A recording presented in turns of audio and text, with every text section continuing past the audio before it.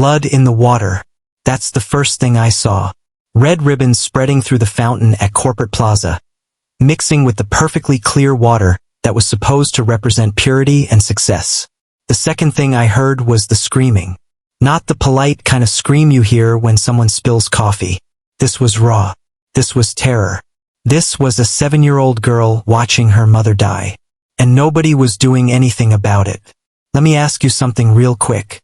Have you ever seen something so wrong that staying quiet would eat you alive? Have you ever had a moment where everything you thought you were just disappeared? Where instinct took over and you couldn't be invisible anymore even if you tried? That's what happened to me that Tuesday afternoon. My name is Brandon Hayes, and for 5 years, I'd been the best invisible man you ever saw. I pushed a mop at Westfield Industries, wore the gray uniform, kept my head down, said yes sir and no ma'am, and made sure the trash got taken out on time. People looked right through me, and that's exactly what I wanted. Because before I was a janitor, I was someone else entirely. But we'll get to that. Right now, I need you to understand what I saw that day. Because everything that happened after, all the running, all the secrets, all the truth that came out, it started with one little girl and 3 words that changed everything. If you've ever felt invisible in your own life, this story is for you. If you've ever wondered if you still got it in you to be someone who matters, stay with me. Hit that like button right now because what I'm about to tell you is going to make you see the world different. I promise you that. It was 2:47 p.m. on a Tuesday. I know because I checked my watch. I always checked my watch at 2:47. That's when the executive floor cleared out for afternoon meetings. That's when I could clean the big offices without anyone seeing me, without anyone asking questions. I was pushing my cart across the plaza toward the service entrance. The fountain was running like always, water shooting 20 feet in the air, coming down in perfect streams. Rich people walked past in expensive suits, everyone on their phones, everyone important, everyone except me. Then I heard the splash, not a small splash, a big one, like something heavy hitting water hard. I looked up. That's when I saw her going under.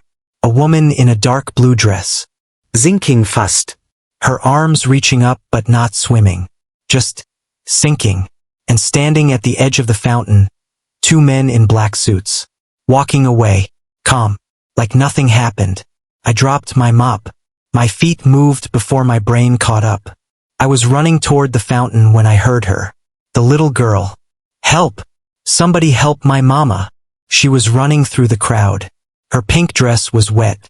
Her face was soaked with tears and fountain water. Her 2 puff ponytails bouncing as she ran. And not one person stopped. They walked around her. They looked uncomfortable. They kept scrolling on their phones. But nobody helped. The little girl saw me. Our eyes locked. And she ran straight at me like I was the only person in the whole world who could save her. She grabbed my pants with both hands. Looked up at me with eyes so full of fear I felt it in my chest. Please, mister. They pushed my mama into the water. She can't swim. She's dying. Time stopped. I looked at the fountain. The woman was under the water now. Completely under. I could see her dark dress like a shadow. Not moving anymore. I looked at the men in suits. They were halfway across the plaza. Not running. Just walking. Professional. I looked at the crowd. Phone cameras out now. Recording. But nobody jumping in. And I looked at this little girl holding on to me like I was her last hope. 5 years of being invisible ended right there. Stay right here, I told her. My voice came out different, deeper, harder, like someone I used to be was waking up. I ran. I didn't think. Thinking gets people killed. I jumped. The fountain was deep, 12 feet in the center. I hit the water and went under. Cold shocked my system, but my body knew what to do. My eyes opened underwater. There she was, sinking toward the bottom. Her eyes closed, her body limp, her fancy coat pulling her down like an anchor. I swam hard, grabbed her around the chest, started pulling up. She was heavier than she looked. That coat was soaking wet, adding 50 pounds easy. My lungs burned. We weren't rising fast enough. So I ripped that coat off her, buttons popping, fabric tearing. Didn't matter.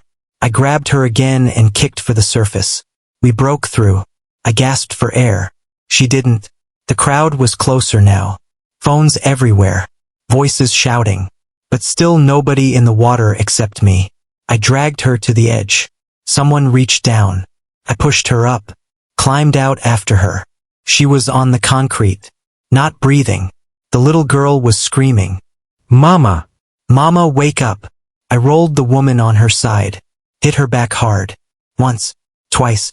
Nothing. So I did what I was trained to do 15 years ago in a different life. I started CPR. 30 compressions. 2 breaths. 30 compressions. 2 breaths. The crowd was huge now. Someone yelling, "Call 911." Someone else filming everything. And then I felt hands on my shoulder. Rough hands. Trying to pull me back. "Step away from Ms. Hayes." A man's voice. Cold. Professional. I looked up. 2 men in suits. The same ones who'd walked away from the fountain. My instincts screamed danger. But right then the woman coughed. Water came out of her mouth. She gasped and choked and sucked in air like she'd forgotten how. Her eyes opened. And the first thing she saw was those 2 men standing over her. Terror. Pure terror filled her face. "No," she whispered. "No, no, no." She tried to crawl backward. Couldn't. Too weak. Her eyes found mine. Desperate. Pleading. "Don't let them take me. Please. My daughter." One of the men reached for her. "Ms. Hayes, you need medical attention. Don't touch me." She screamed it. Raw and loud. She grabbed my wet uniform with both hands. Pulled herself closer to me. "Please," she begged. "They'll finish it. They'll kill me. Please." I saw it then. What nobody else saw. The fear in her eyes wasn't confused. It was specific. She knew exactly what was happening. The men in suits weren't helping. They were hunting. And I recognized that look in their eyes. I'd seen it before. In places most people only see on the news. These weren't security guards. These were operators. The little girl ran to her mother. "Mama, you're okay. The nice man saved you." One of the suits moved toward them. I stood up. Put myself between him and them. "Back up," I said. Quiet. Calm. The voice I used to use when I meant business. The man stopped. His eyes narrowed.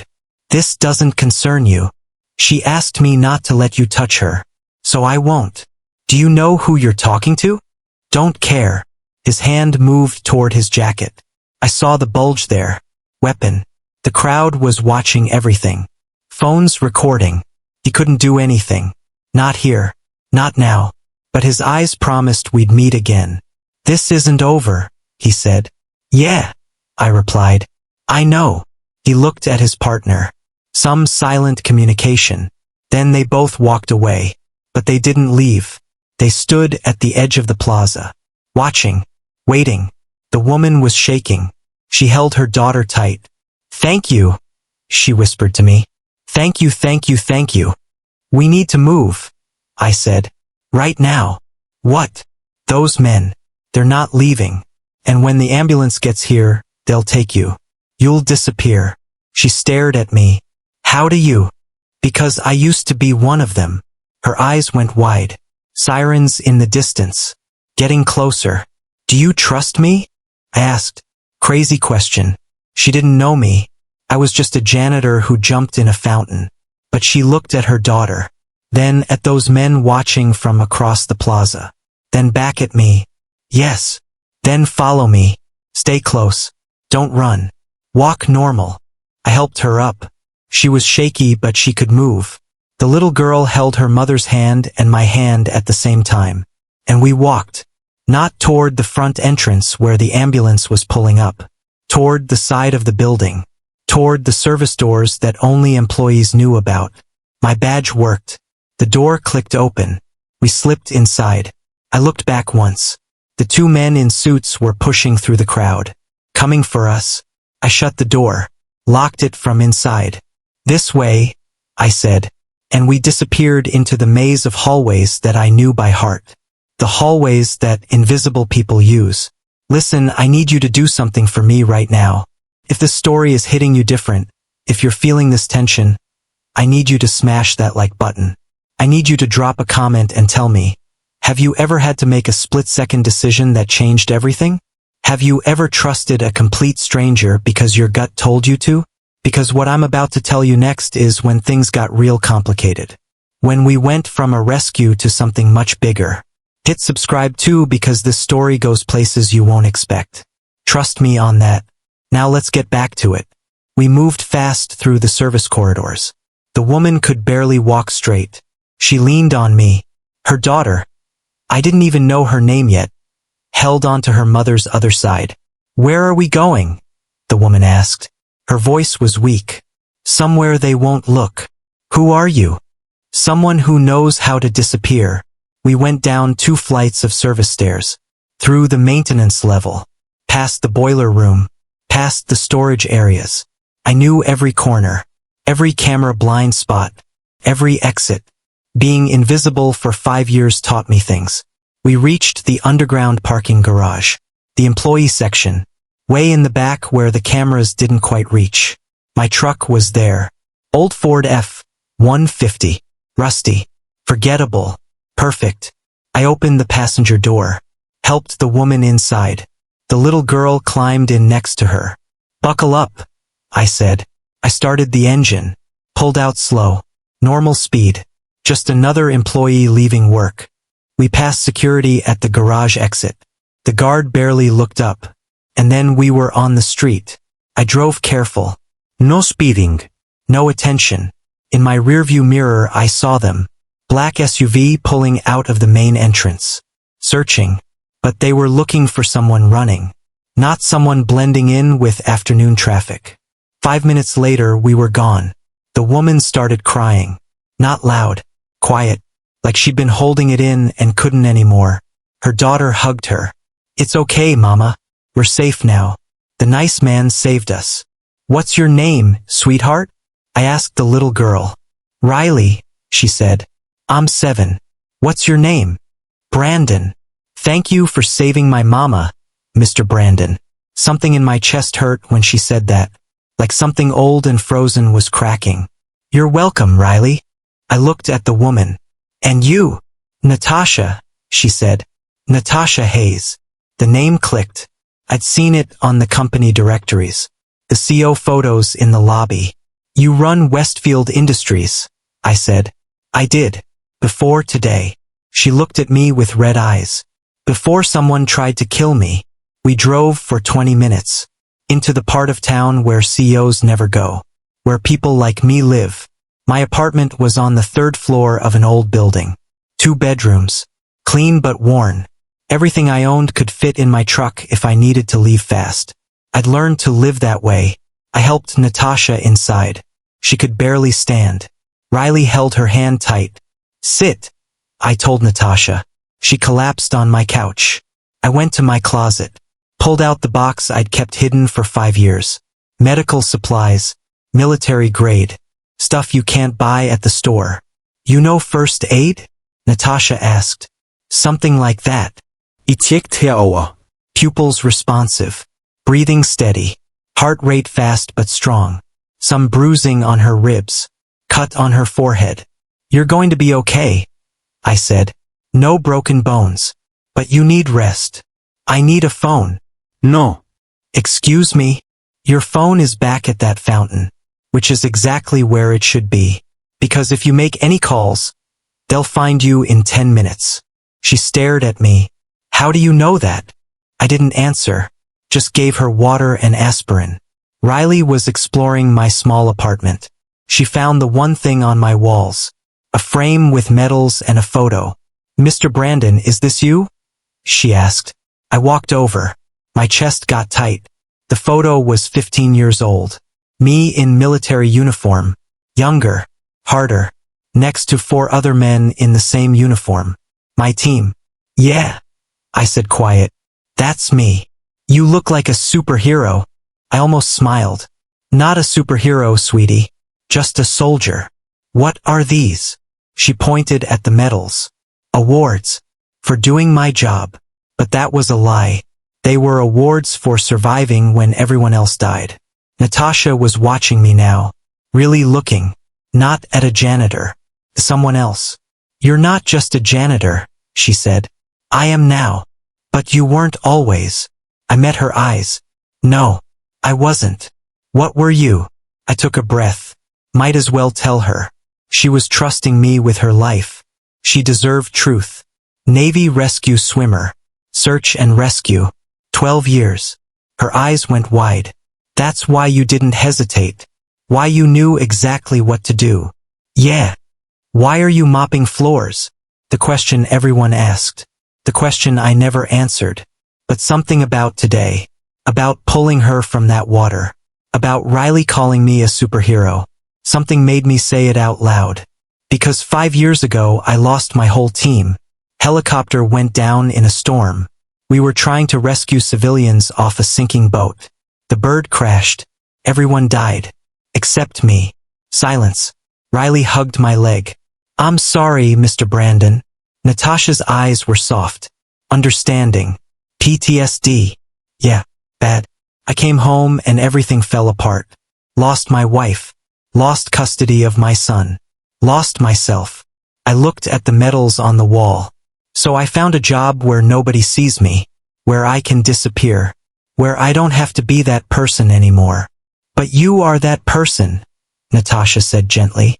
You jumped in that fountain without thinking twice. Muscle memory. No. Character. There's a difference. I didn't know what to say to that. Riley yawned big. The terror and adrenaline wearing off.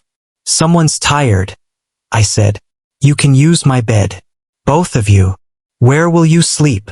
Natasha asked. I'll take the couch. I've slept in worse places. Trust me. I gave them clean clothes. T-shirts and sweatpants. Not fancy but dry.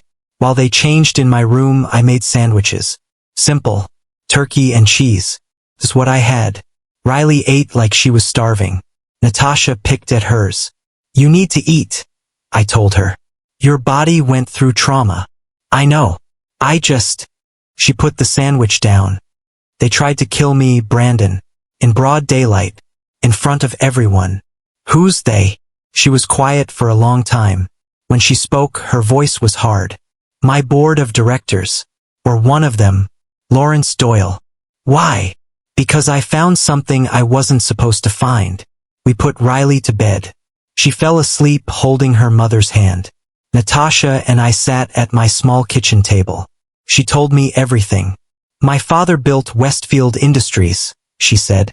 Started with one shipping container 30 years ago. Built it into a billion-dollar empire. When he died 2 years ago, he left it all to me. That's a lot of pressure. You have no idea. I was 28. Everyone said I was too young. Too inexperienced. They wanted to sell. Break up the company. Make their money and walk away.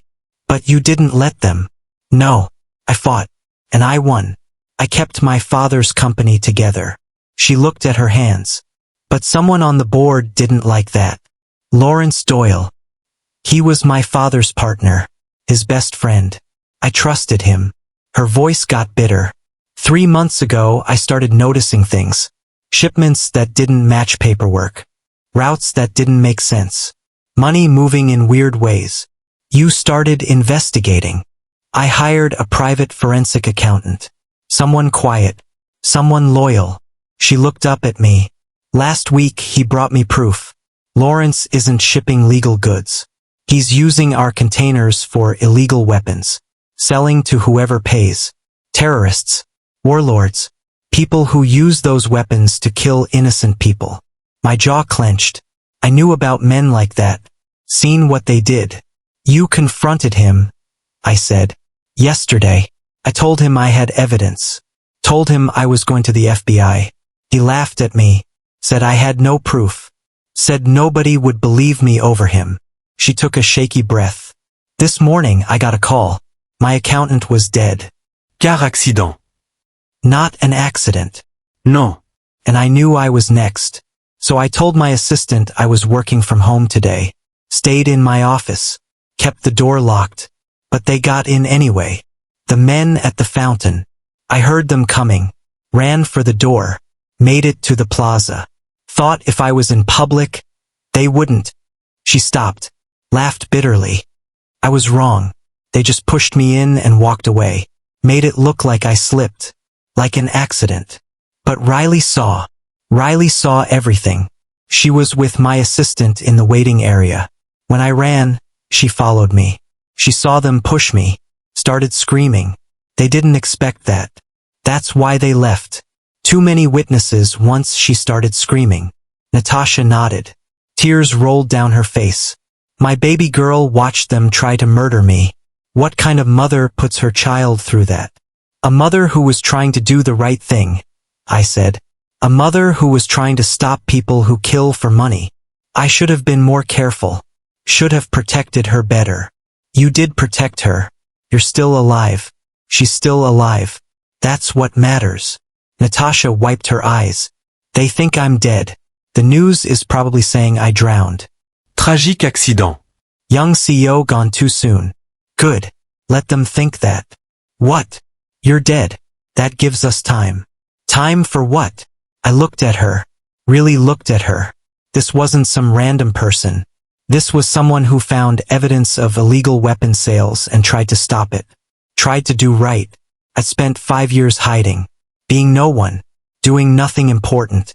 Maybe it was time to be someone again. Time to get that evidence. I said. Time to make them pay. If you're still here, that means this story got you. That means you care what happens to Brandon, Natasha, and little Riley. And I promise you what comes next is going to blow your mind. We're talking narrow escapes, secrets that go deeper than anyone expected, and a friendship that turns into something more. But I need something from you first. I need you to hit that like button right now. I need you to share this video with someone who needs to hear a story about second chances and hidden heroes.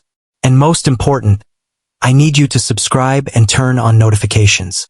Because part 2 is coming, and you don't want to miss what happens when Brandon and Natasha fight back. Drop a comment and tell me, do you think Brandon made the right choice?